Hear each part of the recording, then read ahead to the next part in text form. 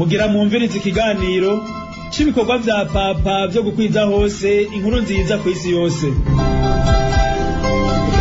Kino kiganiro mugikurikira kuri Radio Maria Burundi. Kaze mukurikira ikiganiro cyo kuri uno munsi. Amahoro ya Kristo mwebwe mwese bakunze imisamirizo mu byo bacu Bikira Maria ijwi ry'Imana iwanyu ijwi ry'Imana iwacu. Turabaye ikaze mu kiganiro c'ibikorwa vya papa vyo kumenyesha hose inkuru nziza ya Yezu Kristo cuno munsi, aho nyine tubashikiza ikiganiro kiri mu bice nyamukuru bibiri. Ubwa mbere tugaruka kuri ya nama y'ubutumwa bw'ibikorwa vya papa vyo kumenyesha hose inkuru nziza ya Yezu Kristo yabaye mu ndweza hariya mu seminari nkuru y'Ibujumbura. Eka mu gice ca kabiri turaheza turonka umuco ukwiye kubijanye no gushigikira amaseminari n'amanovisiya. Inyuma yaho turamenya uko ubutumwa buriko burarangurwa aha na hariya ngaha mu gihugu cacu c'u Burundi. Reka nongere ndabaha ikaze mu kiganiro cuno munsi mwebwe mwese muteze amatwi muri ngaha i Burundi, muri mu bihugu bibanyi na mwebwe muri mu bihugu vya kure mukadukwirikira ku buhinga ngurukana bumenyi. Mwese turabaha ikaze mu kiganiro cuno munsi mwateguriwe kandi mugaba mushikirizwe na jewe Joseph Nizigiyimana. Ororowe uwabatijwe wese yahawe ubukomezi bwo kumenyesha hose inkuru nziza ya Yesu Kristo. None rero jewe nawe tumenyeshe inkuru nziza. Tudatevye reka twinjire mu idonido rya kino kiganiro nkuko nameje kubabwira kwigenkerezo rya 14 na 15 za kuno kwezi mu seminari nkuru y'Ibujumbura yitiriwe umweranda Yohani Maria Vianney. Harabaye inama y'ibikorwa vya papa vyo kumenyesha hose inkuru nziza ya Yezu Kristo yahuje abari mu gisata cyo mu nama y'Episkopi Gatolika b'i Burundi c'ubutumwa bwo kumenyesha hose inkuru nziza ya Yezu Kristo, abayobozi b'ibikorwa vya papa vyo kumenyesha hose inkuru nziza ya Yezu Kristo mu diocese atandukanye ya Ecclesia y'u Burundi ndetse n'abasanzwe bafashanya n'abo bayobozi. Barashoboye kurabira hamwe ibitari bike ibijanye n'ubuzima bwa Paulina Maria Jariko agiye gushigwa mu mugwi w'abahimbazwa, ariko kandi bararabiye hamwe ibijanye n'ukuntu bonagura ubutumwa bw'ibikorwa vya papa vyo kumenyesha hose inkuru nziza ya Yezu Kristo. Bararabira hamwe kandi itunganya ry'ubutumwa bwo mu kwezi kw'icumi, barabira hamwe n'agatabo kazogenga ubwo butumwa mu kwezi kw'icumi hamwe n'indinganizo y'ubutumwa bwo mu kwezi kwa mbere ukwezi cyane cyane tumenyereye bwa butumwa bw'imikangara y'Imana. Bararabira hamwe kandi uko hotunganywa ibijanye na yubile y'imyaka 50 ubutumwa bw'imikangara y'Imana butanguye ngaha mu Burundi, ni kuvuga kuva mu mwaka w'igihumbi kimwe amajana 1975 gushika mu mwaka wa 2025. Inyuma y'ivyo vyose barahejeje bararabira hamwe utuntu n'utundi. Inyuma y'iyo nama twaravuganye na bamwe bari bayirimwo baratubwira ivyo bungutse n'ivyo bagiye gukora n'ivyo bahamagarira twebwe twese aba Kristo. Ndabasabe mu batega amatwi. Mama Gaudence Nshimirimana musanzwe muri umunyamabanga n'umunyabigega mu biro biraba ubutumwa bw'ibikorwa vya papa vyo kumenyesha inkuru za Yezu Kristo muri diocese ya Bururi. Mwari mu nama isanzwe y'ubutumwa bw'ibikorwa vya papa vyo kumenyesha inkuru za Yezu Kristo ngaha i Bujumbura. Mwebwe muri iyo nama mwungutsiki? Ego murakoze kumbaza ico kibazo. Jewe iyi nama yamfashije kumenya ibitari bike. Ubwa mbere nogira nti yamfashije kumenya icari cyo neza na neza ubutumwa bw'ibikorwa vya papa, nkuko abantu benshi bavyibaza bahora bavuga yuko koba ubutumwa bw'ibikorwa vya papa menga nukwegeranya n'ingishira hamwe ryegeranya amafaranga gusa, ariko muri iyi nama duhejeje nategereye yuko intumbero ya mbere y'ubutumwa bw'ibikorwa vya papa atari ukwegeranya amahera canke ukurondera kwegeranya amafaranga nkuko ayandi mashara hamwe abigira, ahubwo n'ubutumwa bushira imbere kumenyesha inkuru nziza. Ubwa mbere duhereye ku gisabisho, gutsimbataza igisabisho mu ba Kristo. Ubwa kabiri ibikorwa, gukora ibikorwa bifasha kugira ngo inkuru nziza imenyekane hose, hanyuma n'uburyo rero bwo kugira ngo ivyo bikorwa bishobore kubandanya bimenyekana, cane cane uburyo bufasha abamisiyonari baba bari mu butumwa kurangura neza ubutumwa bwabo. Ico nico cambere nogerani iyi nama yamfashije kumenya icari cyo neza ubutumwa nyamukuru bw'ibikorwa vya papa. Murakoze. Mwebwe mufatiye kwico nyamukuru mwungutse mugiye gukora iki? Ego ubwa mbere ico ngiye gukora, hariho abantu benshi nabo nyene bahora bibaza nkuko ko ibikorwa vya papa ubwa mbere bishira imbere kwegeranya amafaranga. Ngiye rero gufasha ba Kristo ndetse uwo wese yibaza yuko ubutumwa nyamukuru ari kwegeranya amafaranga bw'ibikorwa vya papa, ariko ndamufashe kumenya yuko ubutumwa bw'ibikorwa vya papa ari ubwa mbere gushira imbere igisabisho kugira ngo dusabire abari kumenyesha inkuru nziza bashigikiwe n'igisabisho cacu ubutumwa bwabo butera imbere. Ica kabiri ndabafashe kugira ngo mu bikorwa byose bakora bashira imbere kwama barondera yuko inkuru nziza imenyekana hose. Murakoze. Abandi ba Kristo mutarabashikira kumbure hari nabo mutazoshikira ariko ijwi ryanyu rashaka gushika kure mubahamagariye iki? Ico mpamagariye abandi ba Kristo nuko bomenya yuko uwabatijwe wese ahamagariwe kuba umushikiriza inkuru nziza. Ntibagire ngo ukumenyesha inkuru nziza nivyo abihebeye Imana abapatiri n'ababikira n'abafurera, ariko uruhara rwo kumenyesha inkuru nziza nuko umukristo wese yabatijwe. Ntihagire rero abigira basinda bibazwa, twese duhamagariwe kumenyesha inkuru nziza kugira ngo abantu bose bataramenya inkuru nziza bashobore kumenya Yesu Kristo. Murakoze. Mama Gaudence Nshimirimana, musanzwe muri umunyabigega n'umunyamabanga mu biro vya diocese ya Bururi biraba ubutumwa bw'ibikorwa vya Papa byo kumenyesha inkuru nziza ya Yesu Kristo. Ndabakengurukiye. Nanje ndabakengurukiye, murakoze. Yo muvyeyi wacu Papa, ibikorwa byawe biraturemesha, biradukabura ngo twese twitange mu kumenyesha inkuru nziza kugira ngo Kristo amenyekane mu bantu bose.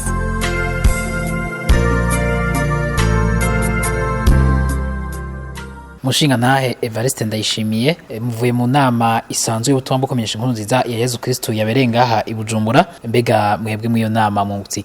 Urakoze. Ivyo nungutse muri iyi nama sibike, iyi nama imaze ikiringo c'iminsi 2, nahungukiye ibitari bike, aho nategereye yuko igikorwa cyo kumenyesha inkuru nziza ari igikorwa cyo kwitaho, atari igikorwa cyo gufata minenerwe canke uwari wese ngo abone ko atakamaro gifise, kuko uburyo bwo kurangura ubwo butumwa ni nko gukenguruka ibatisimo twaronse, kuko twabaye ba Kristo kubwo abatutanguriye ubwo butumwa baza batumenyesha inkuru nziza. None urumva rero natwe tubwirizwa kubakorera mu ngata kugira ngo ntituzibire ico no kwita inzira, iyo nzira batubanjirije iducako kugira ngo natwe dushikira abo bandi bashobore kumenyesha iyo nkuru nziza. Muri ubwo bukengurutsi rero bw'ivyiza twagabanye bw'umukama niho natwe twoheza tukabandanya kugira ngo tubandanye tumenyesha inkuru nziza abatarayimenya. Murakoze. Hariho abakristo barayike bashobora kwibaza yuko ubutumwa bwo kumenyesha inkuru nziza ya Yesu Kristo bwagenewe abasaserdoti n'abihebeye Imana. Mwebwe musanzwe muri umunyamabanga mu biro vya diocese ya Rutana by'ubwo butumwa bw'ibikorwa vya Papa byo kumenyesha inkuru nziza ya Yesu Kristo, mwumva nkabo mwababwira ijambo rya? Murakoze. Nivyo kumbure harabacibaza ko ubwo butumwa bwoba bugenewe abasaserdoti n'abihebeye Imana gusa. Nibaza rero ko biva ku kuba bataratahura neza ubwo butumwa. Rero ico twobafasha nuko twobumvisha ko ubwo butumwa atari ubw'abasaserdoti n'abihebeye Imana gusa.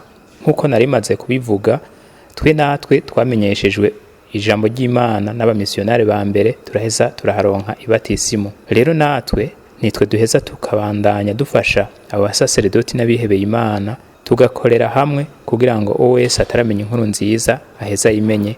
Na kare murabizi yuko abasaserdoti n'abihebeye Imana ku rugero tubasanganywe ntiboshika hose hariya abantu bose basanzwe bari, kuko umuntu wese ahamagariwe kumenya inkuru nziza. Murakoze. Nk'ubu mwebwe mufatiye ku byo mwungutse, mwumva mugiye gukora iki? Mbega abandi ba Kristo bo mubahamagarira ko boca bakora iki? Murakoze. Ni kumwe nyene nari mpejeje kubabwira, kutabandanya ubwo butumwa bwo kumenyesha inkuru nziza ni nko kwigumiza ko ideni tuba twahawe n'abamisiyonari ba mbere.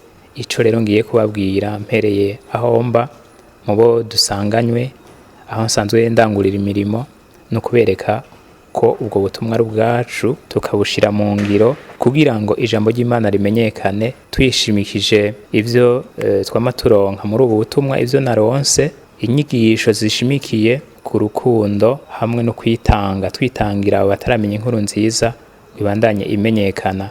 Je nibwira yuko hamwe urukundo rwokwira ku isi, ijambo ry'Imana rikamenyekana, Kristo akamenyekana, ku isi hoba amahoro, kumbure inabi ikomoka ku bantu yoheza ikagabanuka. Ico rero nico ngiye gufasha abo turi kumwe mu ngiro, haba mu gisabisho, abari hafi yanje n'abari kure, nkoresheje igisabisho n'ubundi buryo tuhabwa n'ubu butumwa mu ntererano no mu nyigisho. Abandi ba Kristo dusanganywe ndabahamagariye gutahura no kubandanya bagira umwete, bagire urukundo, bagire n'ico gisharara co kumvira impuhwe abandi bantu bataramenya Kristo nabo barakeneye ko bomenya uwo muco wa Kristo, kuko kutamenya Imana ntube uraronka ubuzima bw'ukuri. Ico gisharara rero nico ndabahamagariye, hanyuma babandanye uwo mwitwarariko, gutyo ukuri kw'Imana kwigaragaze. Murakoze mushinga nahe Evariste Ndayishimiye,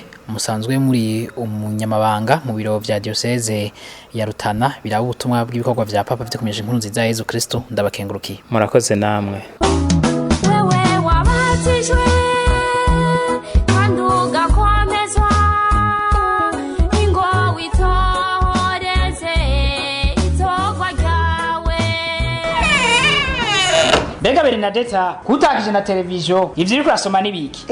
Ni wowe utazi ibigezeho mu bikorwa vya Papa vyo kumenyesha hose inkuru nziza ya Yezu Kristo. Uvuze ibikorwa vya Papa? Ego. None ko umuvyeyi wacu Papa tuzi ko afite icicaro i Roma, ivyo bikorwa birangura ni iwacu gute? Mu nama y'Episkopi Katolika hariho igisata kijeje ubutumwa bw'ibikorwa vya Papa vyo kumenyesha inkuru nziza ya Yezu Kristo, gikorana n'ibiro bijeje ubwo butumwa ku cicaro c'umuvyeyi wacu Papa i Roma. None wari kusoma ibijanye n'izo nzego? Oya, nariko soma gatabo ibiro ndemesha butumwa bw'ibikorwa vya Papa vyo kumenyesha hose inkuru nziza ya Yezu Kristo ngaha mu Burundi vyasohoye. Nagatabo ko kuremesha ubutumwa bw'igikorwa ca Papa co gukwiza hose inkuru nziza citiriwe Petero Mweranda umutumwa. Nagatabo ko muri aya mezi abiri mu Kakaro na Myandagaro uyu mwaka. None muri aya mezi abiri ukwezi kw'indwi n'ukwezi k'umunani ibikorwa baduhamagariye mwako gatabo n'ivya duhamagariwe gusaba umukama ngarungika abakozi mu murima wiwe. Aho duhamagariwe guterera uburyo igikorwa ca Papa citiriwe Petero Mweranda umutumwa gifashisha amadiyoseze ya Kenya gashobore kurera abiyumvamwo umuhamagaro w'ubusaseredoti no kwiyobera Imana mu miryango itandukanye. Aho duhamagariwe kuzirikana uruhara rw'abasaseredoti n'abihebeye Imana mu gukwiza hose inkuru nziza bamurikiwe n'ijambo ry'Imana. urambwiye Sindaheza duhamagariwe gutanga ya ntererano yo gushigikira amaseminari mato mato yaha iwacu dukurikije indiganizo ya paruwasi umwe wese aherereyemwo. Urambwiye kandi ndanyuzwe nanje, reka nje ndakubwira abo mu mubano muto muto abo rusangiye umuhari nabo mu mugwi ndimwo kugira ngo nabo bashigikire ubwo butumwa, na cane cane ko batije wese ari umutumwa.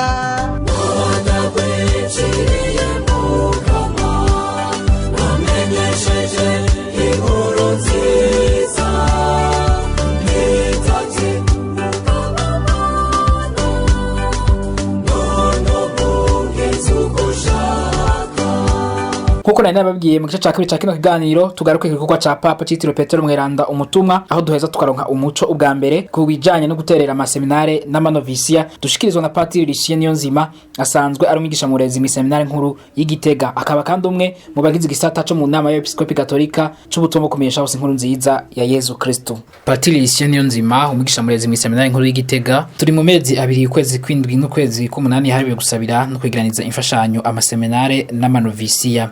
Mbega iyo bavuze ubwo butumwa mwebwe mwumva mwotanga umuco wahe ku bijanye n'iyo ntererano y'igisabisho n'uburyo ku maseminari n'amanovisiya? Ego nukuri abafaratiri canke abanovise rimwe na rimwe ndababa hafi kuko nsanzwe ndumurezi mu seminari nkuru y'Igitega. None rero iyo bavuze gusabira abanovise gusabira abafaratiri hari ivyo mpeza nkategera kumbure kurusha abategereye cane ico gikorwa cyo kurera. None rero gushigikira amaseminari n'amanovisiya ubwa mbere nuko abakristo bose baheza bakumva yuko intererano ya mbere ari ico gisabisho, hamwe umuntu aheza akagira ati reka nsabira ubwo butumwa bw'abitanga ngo bazomenyeshe inkuru nziza cane cane kugira ngo Imana yo nyene ibihingurire. Kubashigikira rero mu gisabisho ni ngombwa kandi n'inkenegwa umukristo wese agaheza agafata uwo mwanya wo gushigikira abo barerwa bacu mu vy'umutima.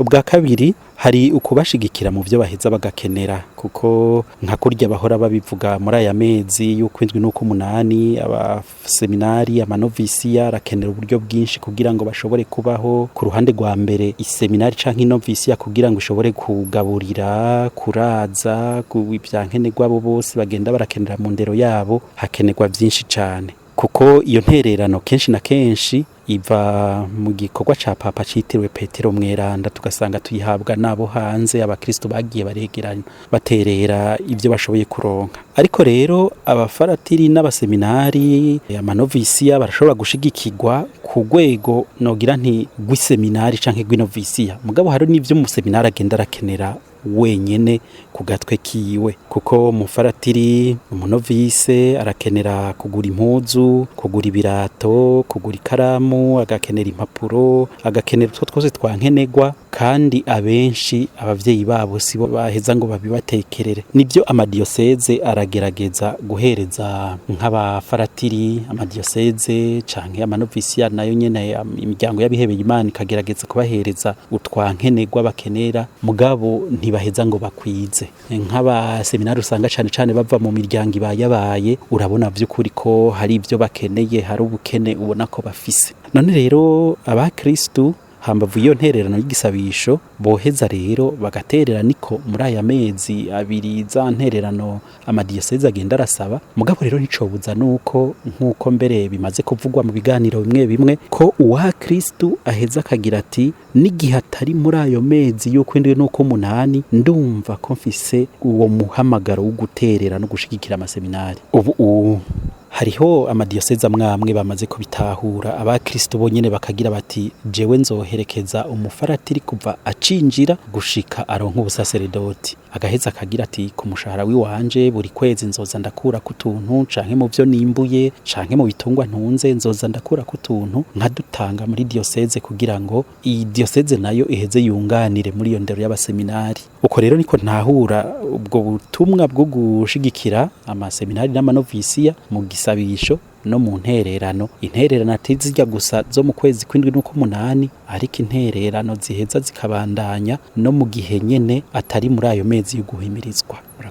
Murakoze. Mwavuze ko icambere c'intererano canke abakristo bafashisha bariko bitegurira ubusaseredoti canke kwihebera Imana ari gisabisho. Ni kubera icambere ari gisabisho? Icambere ni gisabisho kuko ubutumwa bwo kumenyesha inkuru nziza n'ubutumwa bwa Yezu Kristo, kandi nawe nyene igihe yarahejeje kubona abamukurikira ishengero ry'abantu rirushe, yagize ati ivyimburwa ni vyinshi abakozi bakaba bake, akagira ati sabe rero nyene umurima arungika abakozi mu murima wiwe. Ntiyavuze ngo tanga ifashanyo, tangure mutanga intererano, icambere avuga no gusaba sabe nyene umurima arungika abakozi mu murima wiwe. Urumva n'ubutumwa bwa Yezu Kristo, niwe wenyene yitorera barungika, niwe nyene ahingura baheza karungika. Nico gituma rero igisabisho duheza tukagishira imbere kuko niyo ntimatima y'ubwo butumwa. Hanyuma ku rundi ruhande naho igisabisho ni intererano ya mukuru iheze igafasha igahingura uyo museminari canke uwo munovise, Imana igaheza ikatumbereza iby'ubuzima bwiwe, ikamuhingura, ikamuryohora, ikamugira umutumwa w'ukuri.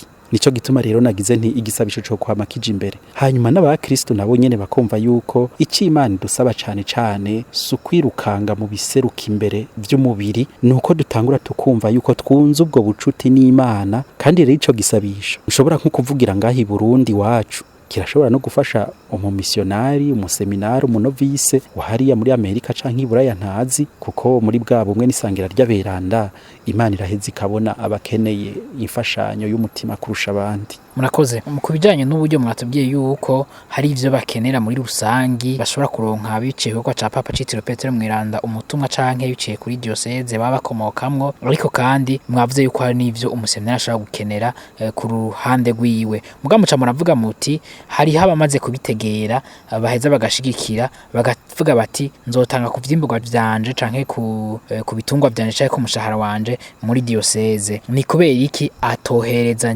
umuseminari nyezi ashira mu muryango wa Ecclesia muri diocese? Ego cane, muri abo ba Kristo bamaze kugira bati nzoherekeza umufaratiri kanaka, nzoherekeza mu novice kanaka, Ecclesia ntishima yuko umukristo wenyene asokora umufaratiri mu bandi akagira ati jewe nzoguherekeza. Ni kumvo zibiri.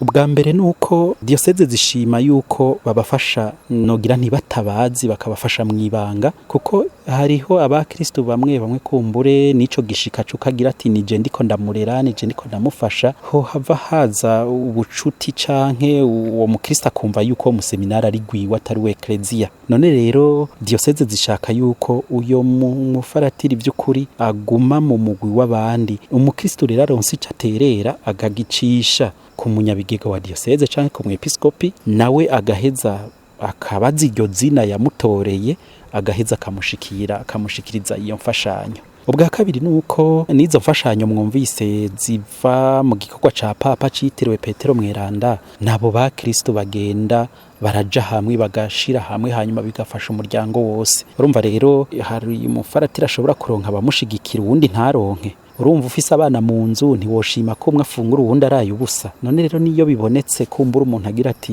yabiterereye kanaka abana baraheza bakabisabikanya bakabifungurira hamwe canke bagakoresha hamwe mugabo ari nk'abo bagira bati jewe izina runaka nafashe n'uyu iryo zina bararitora muri diocese bakaba bazi bati uyu afashwa n'umukristo runaka iyo umukristo riratanze nk'ifashanyo z'amafaranga agatanga nk'impapuro umunyabigega canke ujejwe ivyitorwa muri diocese araheza agashikira iyo museminari akamushikiriza amubwira ati bagufashije abakristo bagufashije mugabo ntaheza ngo amubwire izina aramushikiriza iyo mfashanyo akamubwira ati urazokwandika gakete ko gukenguruka naho utabaza buzoba wandikiye ako gakete tuzokabashikiriza umuseminari rero canke umunovisi agaheza akandika gakete ryo gukenguruka ivyo yaronse uwo muri diocese agaheza agashikiriza ako gakete wa muryango canke wa mukristo yashimye gushigikira uyo nihuraya birashika aho hagira abakristo basaba amazina ati murandungikire izina ryo museminari nzofasha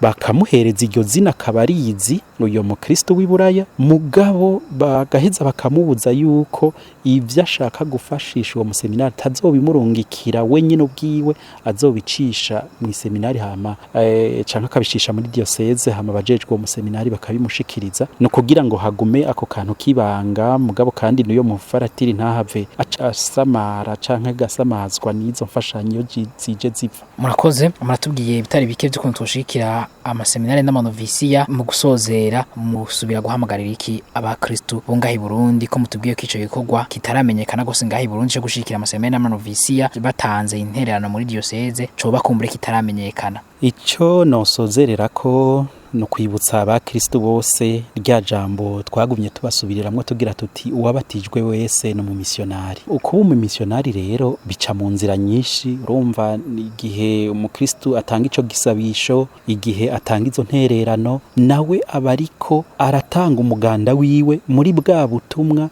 bwo gushikiriza inkuru nziza none rero twokwama twibutsa twese ko mwibatisimu mwikonfirmation umukama yatubwiye rya jambo agira ati kwirisi yose mushikiriza inkuru nziza ikiremwa cose ubwo butumwa rero subwa bamwe n'ubw'abanyamuryango bose ubwa kabiri rero nuko abakristo bose boheza bakaguma binanata cane cane no muri ivyo nyene byo guterera uburyo buboneka kuko haraheze imyaka tari mike imfashanyo iyo zazanana iburaya abakristo b'iburaya igihe bari benshi baratanga hakaboneka byinshi mugabo ko imyaka igendera irahera niko abakristo b'iburaya bagabanuka na za mfashanyo zigaca zigabanuka none rero abakristo barumva yuko ubwo butumwa butakiraba abakristo b'iburaya ahubwo buraba twebwe abakristo kuko nanone abo banovise abo ba seminari yo bahejeje bagashikira ibanga barondera baraheza bagakorera ubutumwa muri twebwe akaba ari twebwe bunganira none rero ndatumiriye uwa Kristo wese n'ubufisa amikoro make yumve yuko ico gikorwa cyo gushigikira abaseminari cane cane kuri ugo ruhande gugira ati nshaka gushigikira umuseminari canke umunovise ku gatwe kanje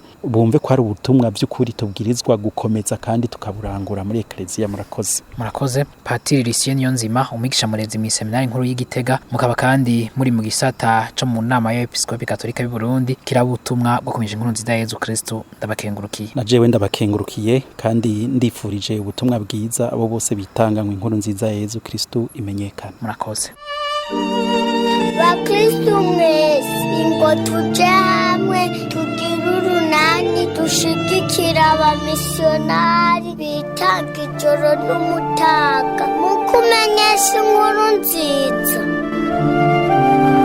ubutumwa rero bw'ibikorwa vya papa byo kumesha inkuru nziza ya Yesu Kristo cyane cyane kino gikorwa ca papa citiriwe Petero Mweranda umutumwa naho nyene turi mu bihe bitoroshe vya kino kiza karanda ca coronavirus burabandanya. Reka dukubitira muri diocese ya Rutana, umuyobozi w'ibikorwa vya papa byo kumesha inkuru nziza ya Yesu Kristo muri diocese ya Rutana aradushikiriza mu ibi bihe uko baheza bakarangura ubutumwa. Ndabasabe mu mutega matwi. Patiri Felix Nyandwi, umuyobozi w'ibikorwa vya papa byo kumesha inkuru nziza ya Yesu Kristo muri diocese ya Rutana. Haraheze amezi kiza ca coronavirus giteye, twari tumenyereye mu butumwa murangura bwo kumesha inkuru nziza ya Yesu Kristo mugenda mukagirisha amanama mugakoranya abantu mu maparoisse. Mbega ubu unye kumbura ivyo vy'amanama y'abantu benshi bitagikunda, ubutumwa muriko mu butunganya gute? Ego bwa mbere mbanje kubaramutsa kandi abakengurukira ko mwashimye ko tuganira kuri ubwo butumwa bw'iko ca papa citiriwe Petero Mweranda umutumwa cyo kumesha inkuru nziza. None rero muri aya mezi y'ukwindwi no kumunani nkuko bisanzwe bizwi ngaha muri Eklezia yacu i Burundi na amezi yitiriwe igikorwa ca papa cyo kumenyesha hose iyi nkuru nziza ya Yesu Kristo. Ico gikorwa gishingiye kuri ico gikorwa ca Petero Mweranda umutumwa. Hanyuma rero tukaba tuzi yuko n'umunsi mukuru w'ico gikorwa ari indwi ya kabiri y'ukwezi kwindwi nkuko inama y'Episkopi Katolika yo ngaha i Burundi yabishinze. None rero muri iki gihe rero nduze kwijambo aho kigiza cateye mu gihugu no kwisi yose, ni gihe kidasanzwe kitorohereza ubutumwa bw'ico gikorwa cyo kumenyesha hose inkuru nziza ya Yesu Kristo cyo kwa citiriwe Petero Mweranda umutumwa muri amezi abiri. Ariko kandi si muri ubwo butumwa gusa, no mu wundi butumwa hariho ikigabanuka, hariho intambamyi. Ariko nkuko mubizi ntiduhengeshanya guhereza inkuka ya misa nkuko bisanzwe, kuko nanone no mu bihe bigoye nta yandi mirukiro dufise atari umukama. Ari naco gituma inkuka ya misa tuyihereza dusabira isi kugira ngo ikire n'iki kiza ca coronavirus. None rero twebwe rero ntitwahagaritse ubwo butumwa bw'ico gikorwa ca Petero Mweranda umutumwa cyo kumesha hose inkuru nziza. Muri aya mezi twaratumiriye abasaseredoti na cane cane abapatiri mukuru n'ivyegera vyabo kugira ngo bitwararike mu nyigisho batanga mw'isengero ko bokwama bagaruka kuri ico gikorwa kugira ngo berekane uruhara ruhambaye cane mu kumenyesha hose inkuru za Yesu Kristo bishingiye ku cyo ca Petero Mweranda umutumwa. None rero twarabahimirije kugira ngo bagerageze kubimenyesha, guhimiriza, kunyengetereza mu mitima y'abakristo ngo bategere ubwo butumwa bw'ico ca papa cyo kumenyesha hose inkuru za Yesu Kristo, kandi bategere ko ari igikorwa cyo gushigikira, kuko kukimenyesha no gushikira ubwo butumwa no gushikira koko ukumenyesha hose inkuru nziza ya Yesu Kristo, kuko ushigikiye abari mu marerero mu seminari n'amanovisi uburiko koko urashigikira kugira ngo abazomenyesha inkuru nziza ya Yesu Kristo ejo mu Burundi bwacu no mu yandi makungu bashobore kuboneka. None ubwo butumwa turabandanya naho ari cyo kiza, maze kandi ikindi naco twasavye abasaseredoti ba patiri mukuru n'ivyegera vyabo nuko kandi bagerageza gufasha abakristo ngo bategere ko borangwa n'igisabisho ubwa mbere na mbere cyo gusabira ubwo butumwa bw'iko ca Petero Mweranda umutumwa, gusabira ubwo butumwa mu gusabira abaseminari n'abanovisi, ariko kandi batibagiye no gusabira ahamaze gushikira ibanga ry'ubusaseredoti, abafurera n'ababikira. Hanyuma ikindi ca kabiri nuko kandi tubahimiriza kugira ngo abahimiriza abakristo bitwararike no gutanga intererano y'uburyo kugira ngo bashigikire ubwo butumwa, kuko abaseminari barakeneye kubaho, barakeneye kwigishwa, barakeneye naho bigira, barakeneye ibibafasha kugira ngo muri kiringo c'ivyigwa n'inyigisho nyuramutima na bwenge bashobore kuronka ibibunganira bikenewe kugira ngo babandanye bitegurira ubusaseredoti no kwihebera Imana mu miryango itandukanye. None rero murumva yuko naho ico kiza ca coronavirus kihari ubutumwa ntibuhagarara mugabo hariho intambamyi kuko ntitubandanya twegeranya ugwaruka nkuko tubishaka kuko urazi yuko bigoye gukoranya ugwaruka ruva hirya no hino mu maparuwase canke mu hirya no hino mu bisata bakoranira hamwe kandi ukabasaba ngo bagire imetero imwe hagati y'umuntu n'uwundi bica bigorana ari naco gituma umuntu aheza kandi no ku rugo ruhande rwo kwirinda ico kiza agaheza akaraba ingene ahinyanyura ukundi ubutumwa bwo gukomeza no gushigikira no gusabira cyo ko ca Petero Mweranda umutumwa cyo kumenyesha inkuru nziza. Murakoze mu bikorwa baduhamagarira kurangura mu biro bijeje no butumwa ngaha mu Burundi harimo ibikorwa vy'ugwaruka by'abaseminare bato n'abakuru ndetse n'abamaze kwihebera Imana mbega nabo bimeze uko ubunye mwebwe muri diocese ya Rutana baraheza bakarangura ubwo butumwa canke bobo ntaco bariko barakora ku vyerekeye abaseminari turagerageza kubaha ubutumwa nabo nyene kugira ngo nabo nyene naho tubasabira tukabashigikira nabo nyene bakamenya ko bafite uruhara rwo gusabira no gushikira igikorwa naco gituma twe muri diocese yacu mbere biciye no kujejwe ico gikorwa ca Petero Mweranda umutumwa umunyamabanga wacu dufatikanije kandi n'umuyobozi w'ibikorwa vya papa muri diocese tugerageza guhimiriza abaseminari kugira ngo nabo nyene mu maparuwase bavamwo mu maparuwase baturukamwo mu gisabisho kibaranga barangwe kandi n'ibikorwa byo kugenda mu mibano basigura bigisha ico gikorwa ca Petero Mweranda umutumwa none rero baba abaseminari bakuru bo muri diocese ya Rutana baba abaseminari batoyi bo muri diocese ya Rutana aho bose twarabahaye ubutumwa bwo kugenda mu mibano kugira ngo bashobore kunyengetereza uwo mutima ukumenyesha hose inkuru za Yezu Kristo biciye kuri gikorwa ca Petero Mweranda umutumwa gutyo biraheza bikaba karyo ko guhimiriza abakristo mu mibano ngo bategere ico gikorwa ico kibatumirira n'uburyo gifise akamaro mu kumenyesha hose inkuru za Yezu Kristo kuko harababona abaseminari bakabona abasaseredoti bakabona ababikira ntibamenye ingene bigoye kugira ngo bashobore kwigishwa bashobore kuregwa bashobore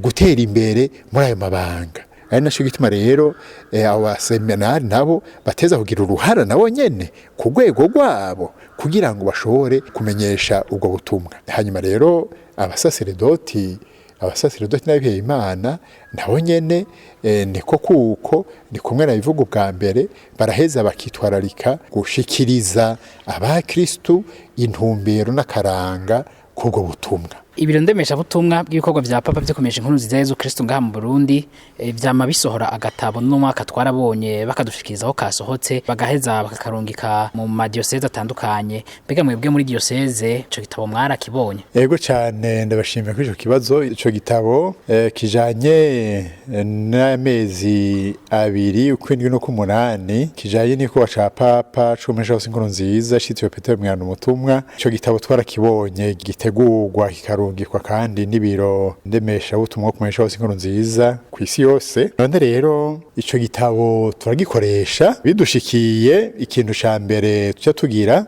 nuko duheza tukayaduharura ibitabo byose bikwiye bihuye n'ibisata byose biri mu maparuwasi atandukanye hanyuma tukayadushira mu tusandugu tw'amaparuwase imwe imwe hanyuma rero tukatumirira kuza gutora utwo dutabo hanyuma rero ikindi duheza tukatubamenyesha nuko cyo tubamenyesha yuko utwo dutabo batogenda ngo batubike mu busandugu ahubwo ko baheza bagaca bagenda bakadukoresha mu masengero yose mu bisata byose kandi ku munsi w'Imana bakakisunga gushika mu mpera z'ukwezi k'umunani, kuko amadominika yose aratekanijwe gushika ku mpera z'ukwezi k'umunani. Hanyuma rero tugaheza kandi tukabahimiriza no kubaha intumbero yuko boza baragakoresha. Tugaheza twabwira yuko irya ndinganizo irimwo ari ndinganizo yatekanijwe kugira ngo ibafashe, tugategura muri iyo ntumbero kugira ngo gafashe kumenya igihe turimwo, ico dusabira, ico dukomeza mu gisabisho muri ubwo butumwa bwo kumenyesha hose inkuru nziza ya Yezu Kristo dushimbikiye cyo cha Petero mwanda umutumwa. Ari naco gituma rero tweza twabwira yuko aho gatabo ara kukwisunga n'abamenyesha mana bagaheza ijya nyigisho bakayikoresha kuryiri abamenyesha mana, abasaseredoti nabo nyene bakamenya ingene bayisunga. Mugabo abasaseredoti kubera basanzwe bafise ubumenyi n'ubukerebutsi bwo gushikiza inyigisho ijanye n'ivyo bihe byose, baraheza bakamenya ibyo bisunga ako gatabo. Ariko abamenyesha mana nabo ku buryo budasanzwe bakakurikiza inyigisho kurya iri itegekanijwe. Hanyuma rero ikindi naco nuko duheza tukabamenyesha yuko bo kwitwararika kijya gisabisho rusangi kikaguma gikoreshwa mu masengero yose, kugira ngo twese duhuze imitima y'ugusaba dusabira ekleziya yose mu ntumbero imwe, dusabira umuryango ba Kristo mu ntumbero imwe, duhuza imitima. Nico gituma rero ako gatabo twama dutegura ku gikorwa kimwe kimwe cyose, ari naco gituma n'ubu hari ako gatabo katekanijwe k'igikorwa ca Petero mweranda umutumwa, kadufasha gose mu buryo budasanzwe kugira ngo twese muri ekleziya y'u Burundi tube koko mu runani rwo gusaba no gusenga dusabira ngo inkuru nziza ya Yezu Kristo ibana isimbatara mu Burundi no kwisi yose. Murakoze. Muri rusangi abakristo mufatiye ku butumwa bw'ico gikorwa mubahamagariye iki? Abakristo bo muri diocese ya Rutana n'abakristo bose bo ngaha muri ekleziya y'u Burundi mbe no kwisi yose, ndabatumiriye ko naho turi muri iki gihe kitoroshe cikiza ca coronavirus cateye u Burundi n'isi yose, yuko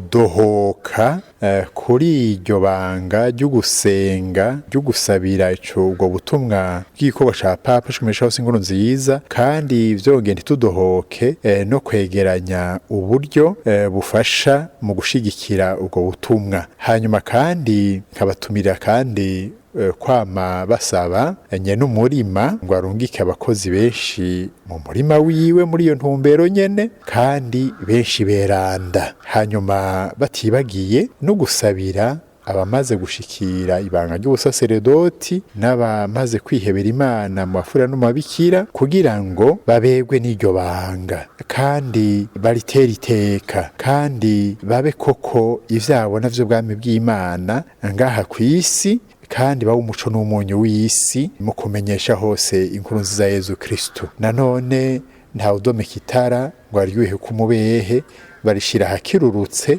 kugira ngo riboneshereze abandi. Naco gituma rero umuryango wa Kristo wose wo ngaha muri ekleziya y'u Burundi no batera kamoko borangwa n'iyo ntumbero yo gusabira itogwa mu busaseredoti no mu bihe y'Imana, no gusabira amaze gushikira ibanga ry'ubusaseredoti bufurira no bikira, kugira ngo koko baba umwambiro ubandanya unyengetereza ibyiza vy'Imana mu muryango, maze imitima y'abantu ishobore kurokoka.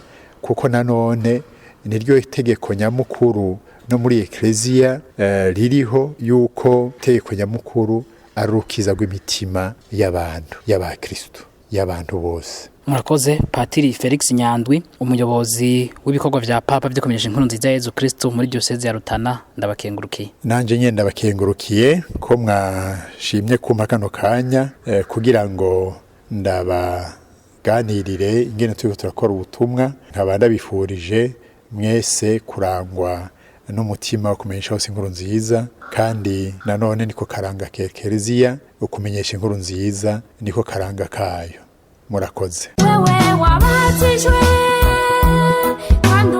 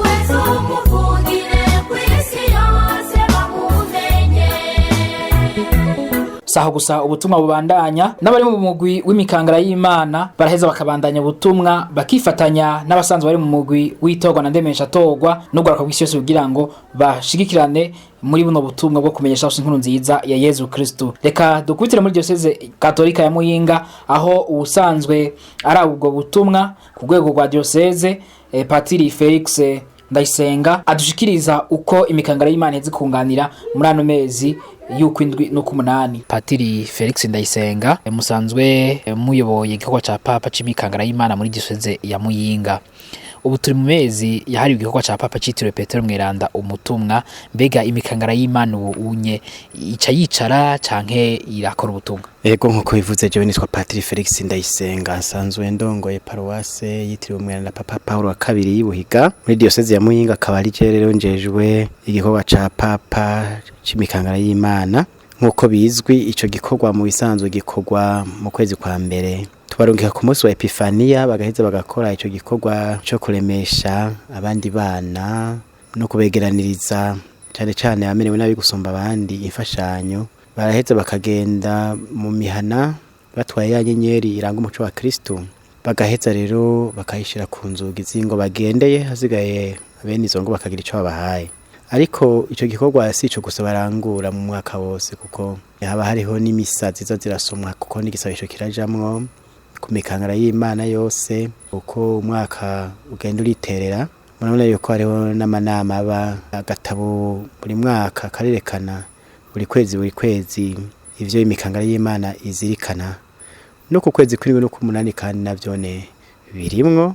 Baraheza bagaca bafashanya n'abandi bo mu migwi yitorwa, kuko aribo begwa cyane cyane n'igikorwa cyo mu kwezi kw'indwi no kumunani citiriwe Petero Mweranda umutumwa. Noneho mwene ibikorwa vya Papa cyane cyane bivyerekeye gwaruka imikangara y'Imana mu kwa mbere, abo ari mu migwi yitorwa imwe bita amagroupe vocationnel mu kw'indwi no kumunani, hamwe n'ugwaruka rw'isi yose mu kwezi kw'icumi burya bigenda bikorana, kubera ko abana nabo bariko barakora ubutumwa bw'abana b'imikangara badashikana imyaka 10 batarenze imyaka 14, iyo bariko baragendagenda mu ngo baba bakeneye abana bamaze kwisumbura gatoyi, baheza bakabajana bakabafasha kugenda mu ngo, ubona ko nivyo baba bashobora gutwara babaronse batovyikorera ngo bishobora ari imikangara y'Imana. Harategezwa kuja muri abisumbuye baba bari nko mu mugwi witorwa canke mu gwaruka gw'isi yose, babafasha ubwo butumwa. Nabo rero hagiramo ku kwezi kw'indwi kumunani bagaheza bakunganira ubwa mbere mu kwegeranya interano y'seminari n'amanovisiya. Je mbere mfatiye nkaho mbaye muri paruwasi yacu ya Buhiga, iyo mfashanyo twegeranya y'seminari n'amanovisiya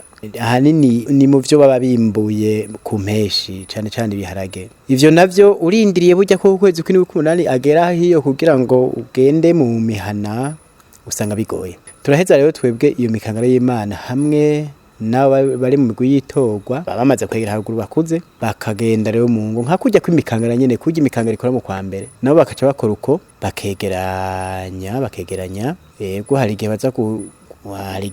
baza guheza amezi atarahera, ariko kandi n'igisabisho rero, igisabisho cyo gusabira ihamagagwa, igisabisho cyo gusabira abatorwa mwibanga mu mabanga yabihebeye Imana mu miryango inyuranye hamwe no mwibanga ry'ubusaseredoti. Akanya gatabo rero kagenga ubwo butumwa ukwezi kw'indwi no kumunani karaheza kakerekana igikorwa kiba kiramuke burindwi. Iyo mikangara y'Imana rero iri kumwe nabo mu migwi yihamagagwa bagaheza bakaza barafasha no mu misa. Murabona mu misa ibisabisho rusangi yuko biba biri mu akanya gatabo nyene bigirwa nabo mu migwi yihamagagwa bari kumwe n'iyo mikangara y'Imana nyene. Tugire Kristo naganze Kristo. Ukuri ivyo bikorwa basanzwe barangura, mwebwe ico muhamagarira abandi ba Kristo ndetse n'urundi gwaruka n'abana nica? Ubwa mbere mpere nyene ko ba Kristo mubajije, aba Kristo barabona neza yuko Eklezia ikeneye abihebeye Imana n'abasaseredoti. Noneho ubuhoho tuba turi mu kanyamuneza ko kwigina abo tuba twaronse ubwa mbere. Ubu haragezaho amadiocese aronka abasaseredoti bashasha. Biranezera abakristu iyo bumvise yuko bimwe bama begeranya by'interano y'seminari n'amanovisiya, noneho abo bifasha bari mu mashuri mu marerero bashitse ku ntambwe ikomeye. Kandi n'abafaratiri babaje mu karuhuko turaheza tukerekana abafaratiri tuba twaronse mu maparuwasi. Abakristu by'ukuri mamagira akanyamuneza tukaca tuboneraho kubatera akamo tuti murabona ya misore igomba kwihebera Imana mu banga ry'ubusaseredoti ngiyi murabone ko ikeneye gufungura kuko murabona ekereziya izotegerezwa kubandanya gushika heza garuke ntihategerezwa kuba bura abasaseredoti rero ko abasaseredoti babuze ekereziya yobanye nihagaze noneho ntibizokwigira bishika kuko Yezu Kristo yatubwiye yuko azoba ari kumwe na twebwe gushika ku muhero w'isi abibwira abatuma umugo na twebwe atubwira ni ngombwa rero y'amatora muri twebwe abarungika uko boke uko bwije kugira ngo umuryango wa Kristo ugume uhagaze tukabahimiriza rero yuko bogerageza kwakira abo mu migwi hamagagwa bagiye babagana bagiye gutora iyo nterano y'Iseminari n'Amanovisiya kandi banyakuntunga bama baca bagamburuka cyane bakabaha ariko kandi nishwabura ibya bihebeye Imana mu miryango inyuranye ubu ntibababona baje mu buruhuko kuko bakunda kuza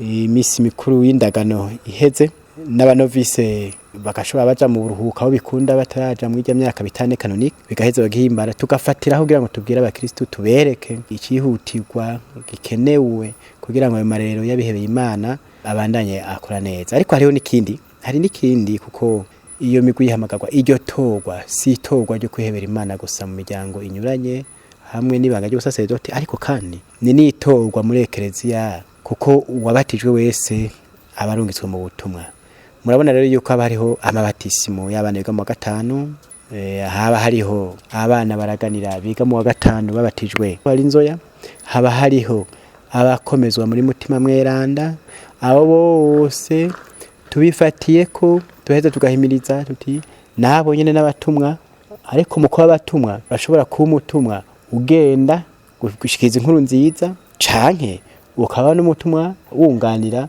abatoranye ku buryo budasanzwe kugenda hirya no hino mu bihugu gushikiriza inkuru nziza none rero nico tweza tubahimiriza iyo bayimirizwa babona ivyo bafatirako kugira ngo bategere ijambo riko rababwira uco usanga bitabira cyane ukuruta ico kikorwa rero kiza mu mezi iyo kuko kiza mu mezi yishwabura by'ukuri cyabihebeye n'Imana n'abasaseredoti hamwe n'amasakramentu abareka aratangwa nayone atera akanyamuneza ba Kristo bigatuma ashobora kwitanga ukuruta. Murakoze Patiri Felix Ndayisenga Patiri mukuru wa Paroisse Buhiga mukaba kandi muyoboye n'igikorwa c'imikangara y'Imana igikorwa ca Papa c'imikangara y'Imana muri diocese ya Muyinga ndabakengurukiye. Murakoze cyane munyesha makuru wa Radio Maria. Ororowe uwabatijwe wese yahawe ubukomezi bwo kumenyesha hose inkuru nziza ya Yesu Kristo none rero jewe nawe tumenyesha inkuru nziza. Eka nkengurukire bano bose bashoboye kumpa amajwi muri kino kiganiro ariko dusozere ikiganiro tugaruka kuri ya nkuru nshasha nyene ijanye no gushirwa mu mugabo bahimbazwa kwa Paulina Maria Jariko tuyishikirizwa na Patiri Salvatore Ngendabanyikwa umuyobozi ndemesha butumwa bw'ibikorwa vya Papa vyo kumenyesha hose inkuru nziza ya Yesu Kristo. Kubakunzi ibikorwa vya Papa byo kumenyesha hose inkuru nziza ya Yesu Kristo no kuba Kristo bose nzango no kubamenyesha ko kwigenekerezo rya 2026 Rusama mwaka wa 2020 umuvyeyi wacu Papa Francisco yatangaje ingingo yemeza ko igitangaro cabaye basavye Paulina Jariko yatangoje igikorwa ca Papa cyo kwiza hose inkuru nziza kwari cyukuri kubera iyo mvo rero agiye gushirwa umugwi w'abahimbazwa itariki y'uko rubanza tuzoyemenyeshwa hanyuma tubarangiye tuvyitegurira mu gisabisho murakoze.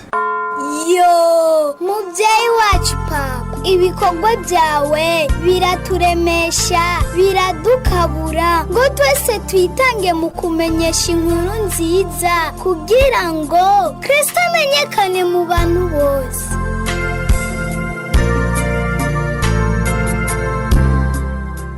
Inyuma yo kumva iyo nkuru nshasha reka twumvirize mu ncamake ubuzima bwa Paulina Maria Jariko dushikirizwa na Patiri Anselme Nicintije umuyobozi w'ibikorwa vya Papa vyo kumenyesha hose inkuru nziza ya Yesu Kristo muri diocese ya Ngozi. Patiri Anselme Nicintije umuyobozi w'ibikorwa vya Papa vyo kumenyesha inkuru nziza ya Yesu Kristo muri diocese ya Ngozi. Paulina Jariko umuntu atamuzi no musi yo mutahura gute yumumenya gute? Ego cyane murakoze cyane Maria Paulina Jariko kubadasanzwe bamuzi no bamenyesha yuko Paulina Jariko yavukiye mu gihugu c'Ubufaransa tariki 22 z'ukwezi kw'indwi mu mwaka w'igihumbi n'amajana 730 1999 araheza avukira mu muryango w'abakristu biteka n'ibanga bamureze neza.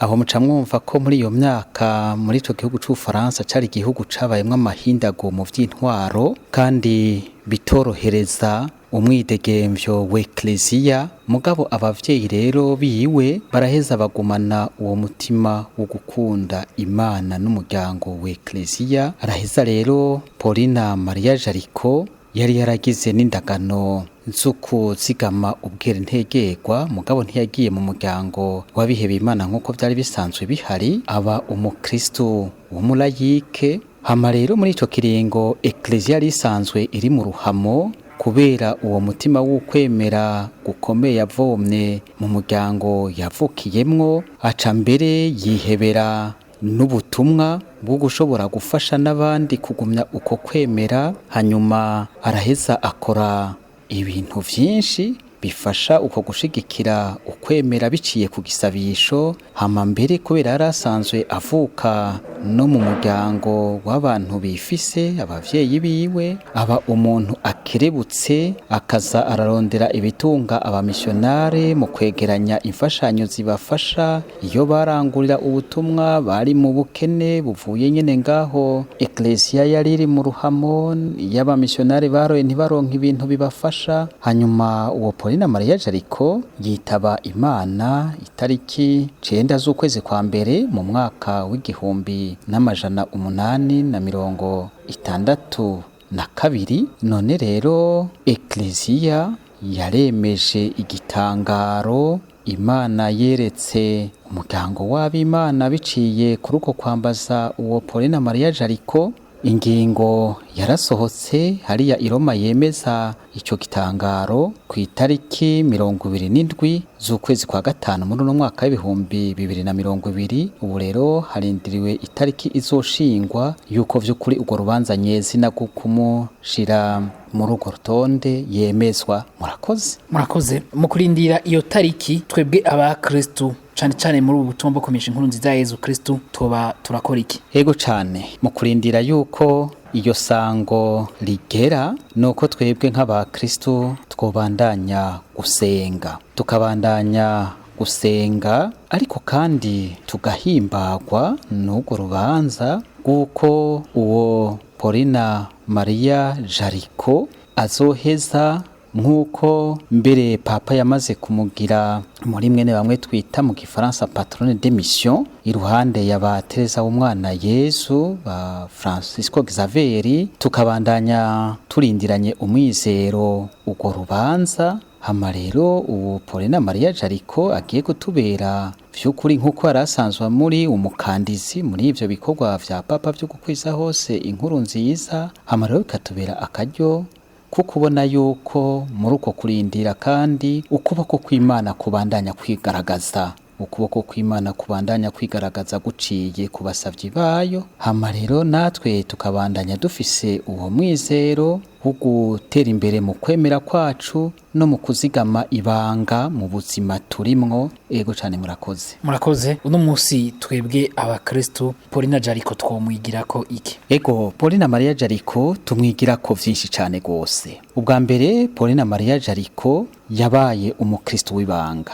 Muri ivyo bihe vy'amahindago y'ivy'intwaro yararimwo, birabereye yuko ico tumwigira kako natwe tuba abakristu bibanga mu biringo vyose vy'ubuzima dushobora kubamwo. Ubu Paulina Maria Jariko tugaheza kandi tukamwigira ko uwo mutima wo gukunda ubutumwa, umutima wo gukunda umuryango w'ab'Imana, umutima wo gukunda gusenga, kuko Paulina Jariko mu buzima bwe baratubwira yuko yigishije mbere n'ingene abantu bovuga irozari mu buhinga yaberetse, kuko baheza bakaja barahererekanya, umwe akavuga umurongo w'ishapure akazirikana icibukiro, abantu baza barahererekana ku migwi, ishapure yose bagasanga bayivuze muri uwo mugwi, abantu bigaheza bikabafasha. Rero twamwigira ko ivyo byose byo gusenga no gukunda umuryango w'ab'Imana. Murakoze, twizere ko hanyuma muzodushikiriza neza ibiramvuye bijanye n'ubwo buzima bwiwe n'ivyo bikorwa twoheza tukamwigirako. Ego cane uko Imana kose izompa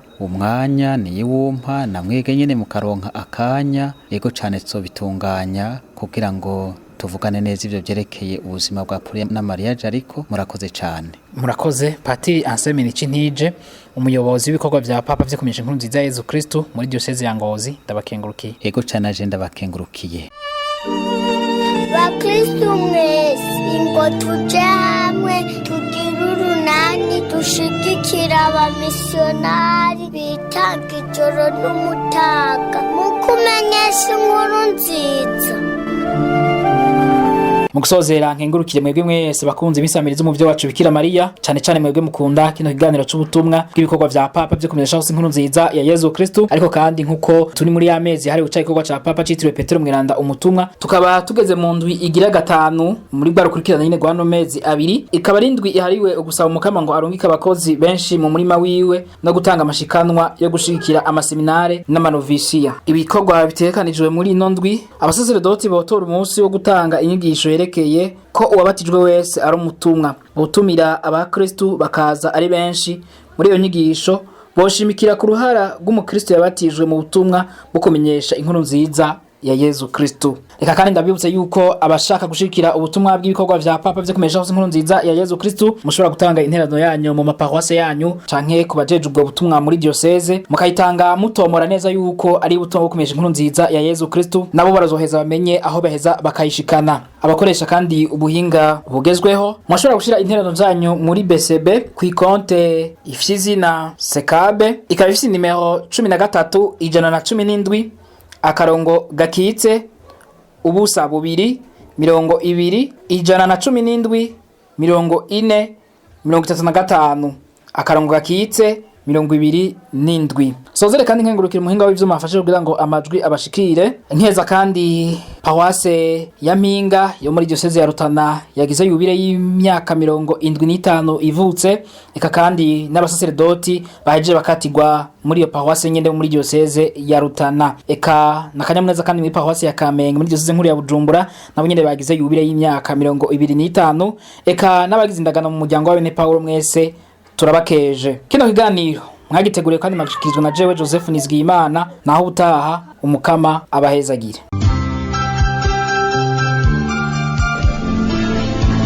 Muhejeje kumviriza ikiganiro cy'ibikorwa vya Papa byo gukwiza hose inkuru nziza ku isi yose. Mwagishikirijwe na Radio Maria Burundi. Naho ubutaha.